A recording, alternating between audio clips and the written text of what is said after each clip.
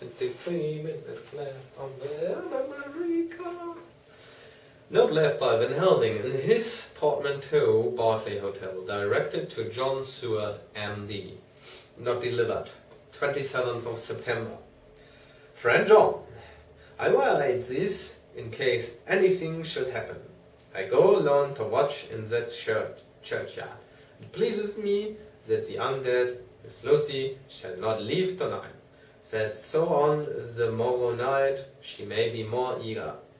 Therefore I shall fix some things she like not, garlic and a crucifix, and so seal up the door of the tomb. She is young as undead and will heed. Moreover, these are only to prevent her coming out. They may not prevail on her wanting to get in, for then the undead is desperate, and must find the line of least resistance, whatsoever it may be.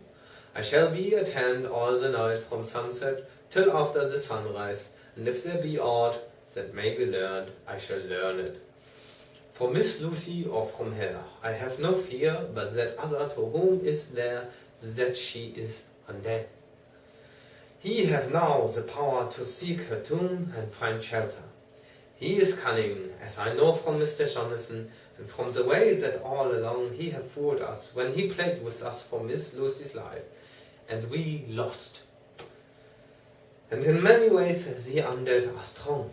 He have always the strength in his hand of 20 men. Even we four, who gave our strength to Miss Lucy, it also is all to him. Besides, he can summon his wolf, and I know not what.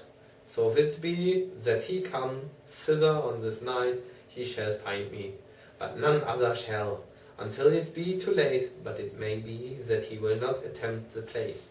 There is no reason why he should. His hunting ground is more full of a game than the churchyard, where the undead women sleep, and one old man watch. Therefore, I write this in case. Take the papers that are with this, the diaries of Harker and the rest, and read them, and then find this great undead, and cut off his head, and burn his heart, to drive a stake through it, so that the world may rest from him. If it be so, farewell, Van Helsing. Dr. Seward's diary on the 28th of September. It is wonderful what a good night's sleep will do for one. Yesterday I was almost willing to accept Van Helsing's monstrous ideas, but now they seem to start out lurid before me as outrageous on common sense. I have no doubt that he believes it all. I wonder if his mind can have become in any way unhinged. Surely there must be some rational explanation of all these mysterious things. Is it possible that the professor can have done it himself? He's so abnormally clever that if we went off his head, he would carry out his intent with regard to some fixed idea in a wonderful way.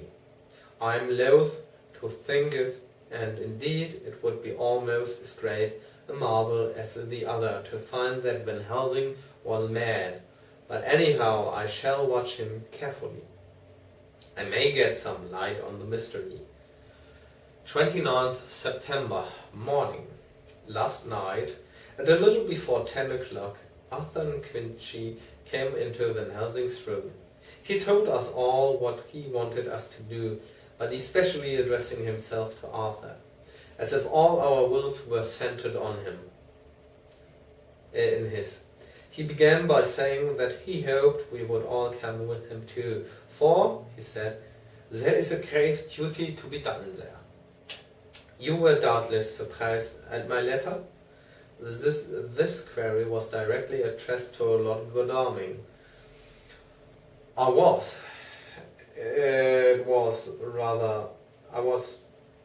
It rather upset me for a bit. There has been so much trouble around my house of late that I could do without any more. I've been curious too, as to what you mean. Quincy and I talked it over, but the more we talked, the more puzzled we got. Till now I can say for myself that I'm about up a tree as to any meaning about anything.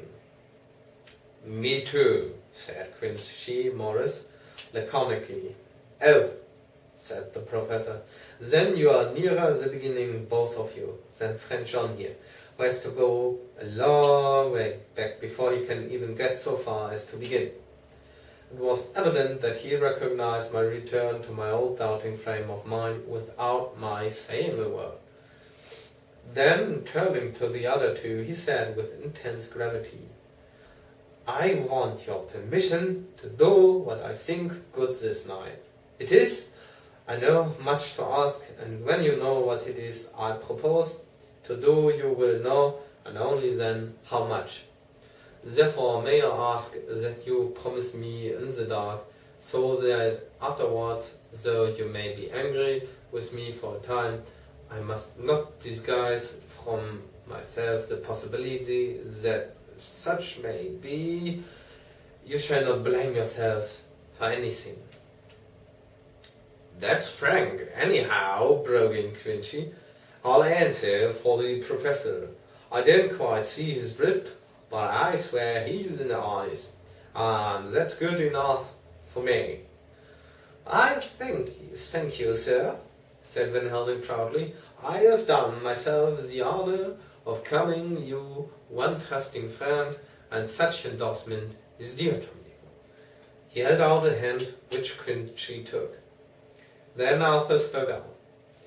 Dr. Van Helsing, I don't quite like to buy a pig in a poke, as they say in Scotland, and if it be anything in which my honour as a gentleman or my faith as a Christian is concerned, I cannot make such a promise.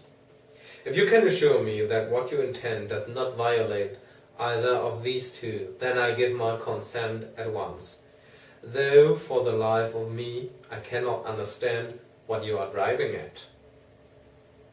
I accept your limitation, said Van Helsing, and all I ask of you is that, if you feel it necessary to condemn any act of mine, you will first consider it well and be satisfied that it does not violate your reservations. Agreed, said Arthur. That is only fair. Now that the pourparlers are over, may I ask what it is we are to do? I want you to come with me and to come in secret to the churchyard at Kingston. Arthur's face fell as he said in an amazed sort of way, Where poor Lucy is buried? The professor bowed. Arthur went on. And when there? To enter the tomb. Arthur stood up. Professor, are you in earnest? Or is it some monstrous joke? Pardon me. I see that you are in earnest. He sat down again. But I could see that he sat firmly and proudly, as one who is on his dignity. There was silence until he asked again. And when in the tomb, to open the coffin. This is too much, he said angrily, rising in. I am willing to be patient in all things that are reasonable, but in this desecration of the grave of one who, he fairly